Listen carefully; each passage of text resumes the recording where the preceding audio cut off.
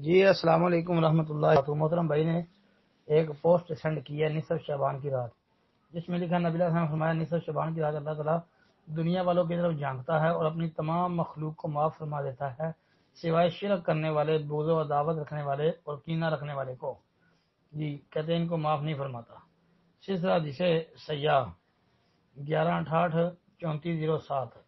اس روایت کو علامہ ناصر الدین البانی رحمہ اللہ نے تو صحیح کہا، لیکن اور باقی محققین اس کو بھی ضعیف ہی کہا ہے.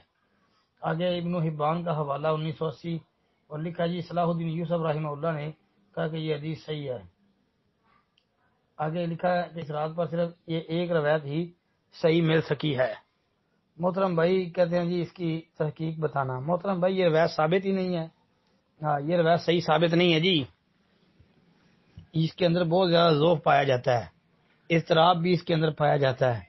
اور پھر اس روایت پر جو ہماری جو رائے ہے اور ہمارا جو رجحان ہے وہ بھائی امام دار قطنی رحمۃ اللہ علیہ، امام ابو حاتم رحمۃ اللہ علیہ ان کی تحقیق کی طرف ہے، کیونکہ وہ علل کے ماہر تھے، علل کی بہت زیادہ معرفت رکھنے والے تھے، بہت زیادہ جو ہے پائے کے سکھا امام اور محدث تھے.